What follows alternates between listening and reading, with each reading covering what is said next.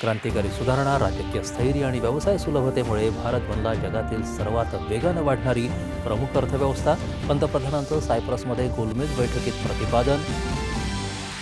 नागरी विमान वाहतूक, जहाज बांधणी, डिजिटल पेमेंट आणि हरित विकास क्षेत्रातील स्थिर विकासामुळे सायप्रसमधील कंपन्यांना भारतासोबत भागीदारी करण्यासाठी अपार संधी.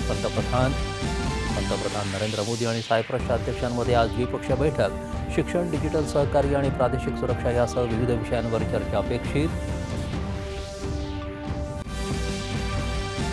जनगणनेसह जातीय जनगणनेची अधिकृत अधिसूचना आज होणार जारी. जनगणना मोबाईल ॲप्लिकेशन वापरून डिजिटल माध्यमातून केली जाणार.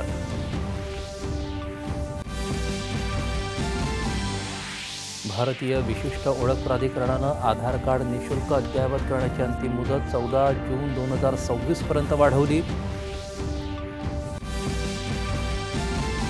इस्रायल आणि इराणमधील संघर्ष शिगेला. इस्रायलच्या हल्ल्यात 400हून अधिक इराणी नागरिकांचा मृत्यू. संघर्षविरामाच्या चर्चेला इराणचा नकार. अहमदाबाद विमान दुर्घटनेतील 86 मृतदेहांची ओळख DNA चाचणीद्वारे पटली. गुजरातचे माजी मुख्यमंत्री विजय रुपाणी यांच्या पार्थिवावर आज राजकोटमध्ये अंत्यसंस्कार. विदर्भ वगळता राज्यात सर्वत्र आज नवीन शैक्षणिक वर्षाला प्रारंभ. शाळा सुरू. मुख्यमंत्री आणि उपमुख्यमंत्र्यांसह मान्यवर करणार विद्यार्थ्यांचं स्वागत.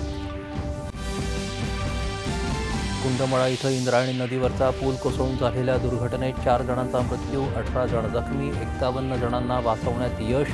मुसळधार पावसामुळे बचावकार्य स्थगित. कुंदमळा दुर्घटनेतील मृतांच्या कुटुंबियांना राज्य सरकारकडून 5 लाखांची मदत जाहीर. जखमींच्या उपचाराचा खर्च राज्य सरकार करणार.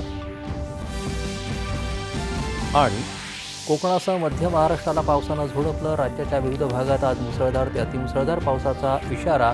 रायगड जिल्ह्याला पावसाचा रेड अलर्ट.